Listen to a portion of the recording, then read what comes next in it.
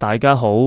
歡迎嚟到 Morning Channel，我係 Charles。今集想同大家講下泡泡瑪特 Pop Mart。最近泡泡瑪特綠布布又成為咗熱門頭條，係英國粉絲為咗搶到心頭好，不惜凌晨排隊幾個鐘，甚至出現咗黃牛黨大戰青少年嘅戲碼，最後搞到泡泡瑪特官方要暫停英國所有16間店售賣綠布布系列產品。除咗新聞熱爆之外，股價同樣熱爆。2024年以來升幅超過7倍，市值超過3000億。究竟呢一隻綠布布係乜嘢來歷？泡泡瑪特又係點樣由中國展開，一步一步走向世界大舞台，搞到泰國旅遊部長都要親自接機，泰國公主都要帶住 Miley 嘅掛飾，直頭好似做咗泰國嘅旅遊代言人。香港又係咪應該搞返個泡泡經濟來振興一下呢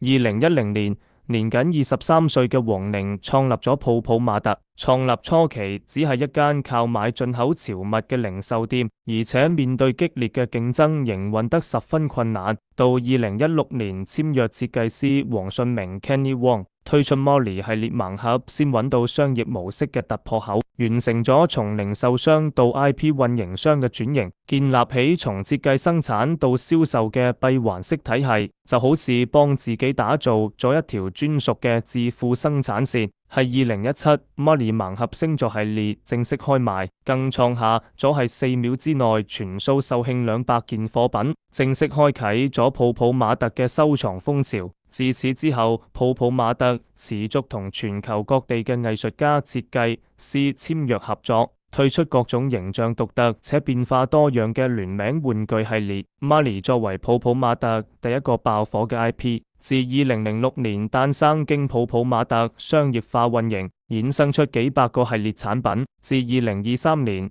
Miley 系列營收仲總額嘅18%。經典 IP 就係有持久嘅生命力。綠布布係香港藝術家龍家星創作嘅 The Monsters 系列中嘅一個角色。2015年，龍家星以北歐民間傳說同神話為靈感，創造咗依子成身毛、尖尖耳朵同外露9隻尖牙嘅小精靈。綠布布嘅設計風格獨特，兼具醜萌搞怪同亦正亦邪嘅特點，同市面上常見嘅可愛治愈系 IP 形成咗鮮明嘅對比。自2019年，泡泡瑪特從龍家星手上簽下咗整個 The Monsters 系列嘅獨家授權協議，以盲盒模式為主，對綠布布進行商業化運營。到2024年，另一個爆發點出現，令到泡泡瑪特同綠布布狂風式攻陷全球。2024年4月，韓國人氣女團 BLACKPINK 成員 Lisa 喺 IG 分享咗佢抱住綠布布之後都成日帶住有綠布布吊飾嘅包包，更曾經開直播同 Ross 一齊拆綠布布盲盒，令呢隻小精靈受到網友嘅關注，進而成為潮物。隨住 Lisa 嘅推廣，綠布布嘅人氣一路飆升，尤其喺泰國，綠布布成為好多人嘅必備配件，幾乎每個人身上都有一隻綠布布，直頭成為咗泰國嘅吉祥物、旅遊代言人。咁究竟泡泡瑪特點解可以咁強勁，風靡全球呢？21世紀以來，全球消費市場發生咗好大變化。當物質需求基本滿足之後，年輕消費者就開始追求有情感價值嘅消費品。潮流玩具就係呢一個趨勢嘅典型代表。佢既唔係傳統兒童玩具，亦唔係純粹嘅藝術品，而係有住收藏、社交同情感技術性嘅文化載體。加上 IP 角色多為冇故事背景、冇面部表情，令到消費者可以自行賦予感情，獲得心靈上嘅慰藉。弗約斯特沙利文報告所講，2023年全球潮流玩具市場規模到咗400億美元。過去5年複合增長率超過25%，呢個增長速度相當驚人。泡泡瑪特之所以可以爆紅，實在有賴一種嶄新嘅銷售方法。盲盒模式充分利用咗人類嘅好奇心同賭博衝動，消費者為咗隱藏款不斷購買，形成收集癖效應。其實就好似我細個嘅年代，嗰時好興抽閃卡，有明星嘅，有龍珠嘅，果時有普通卡、普通閃卡、閃中閃，總之就係會令你不斷課金去抽。而且泡泡瑪特推出嘅盲盒系列眾多，又有好多唔同嘅隱藏版、特別版。稀缺性同期待性都會令到消費者不自覺咁增加消費。調研顯示，78%嘅購買者願意為隱藏款買超過10個盲盒。盲盒嘅魅力真係唔可以睇小。喺海外市場，泡泡瑪特取咗全球共鳴、本地深耕嘅策略，例如喺泰國推出當地神話靈感嘅 Crybaby 系列，喺韓國設計融入當地元素嘅限定款，而且泡泡瑪特除咗 Molly、Labubu 等嘅主力 IP 外，佢哋仲有 Dimuparky 等20多個自有 IP， 以及迪士尼、漫威等85個以上嘅授權 IP。多樣化嘅 IP 組合分散咗單一 IP 嘅風險，仲可以通過聯營擴大品牌嘅影響力，完美實現全球化同本地化嘅威力。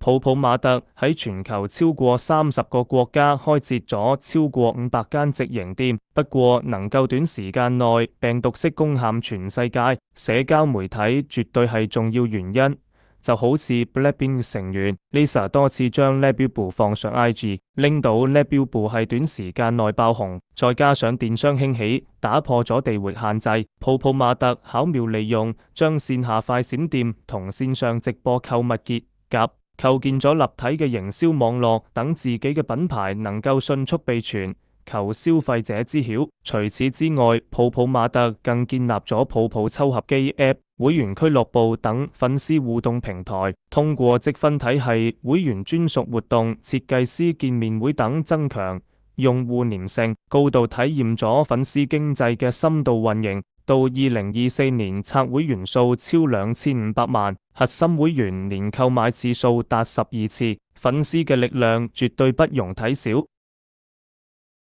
從設計研發到生產製造，再到線上線下銷售，泡泡瑪特構建咗完整嘅產業鏈，通過規模化生產同自有渠道，令每個盲盒嘅成本控制喺15至20蚊，零售價格可以喺59、89蚊，毛利率長期維持喺60%以上。呢個成本控制同利潤空間就係令泡泡瑪特可以持續成長嘅關鍵。財務數據亮眼全球，還有發展空間。2024年財報顯示，泡泡瑪特營收突破130億，同比增長47%，淨利潤28億，增長39%。海外市場營收28.6億，增速180%。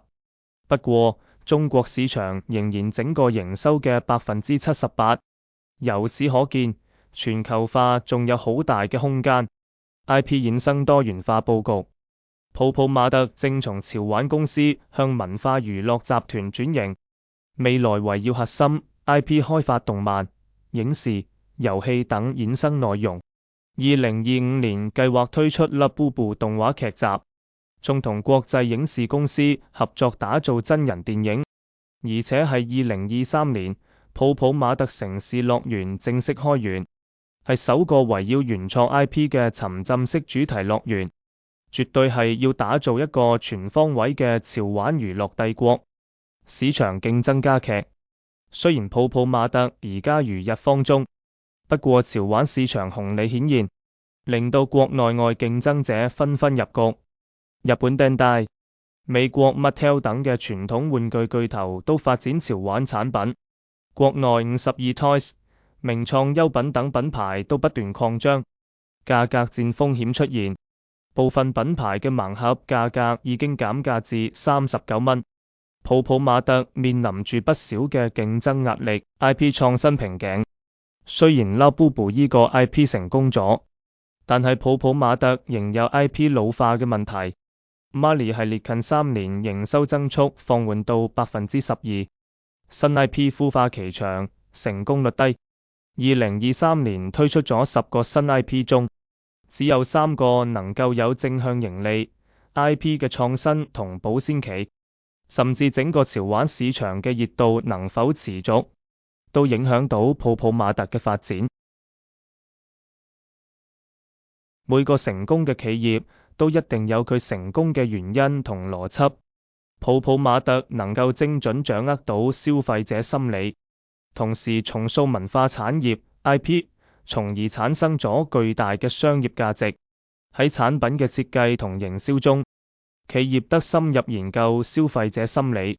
不管係盲盒嘅驚喜經濟，定係粉絲社群嘅歸屬感營造，本質都係對人性嘅深刻理解。呢個絕對係成功嘅關鍵。同時，建立垂直整合嘅產業鏈，能保證產品質量，控制成本。喺文化創意產業，從內容開發到商業化落地，全流程把控，係形成核心競爭力嘅關鍵。總之，泡泡瑪特嘅全球擴張係現代中國文化創意產業嘅一個里程碑。衝出海外唔單止係簡單嘅產品輸出，更加係文化、商業模式、營銷策略嘅全方位本地化。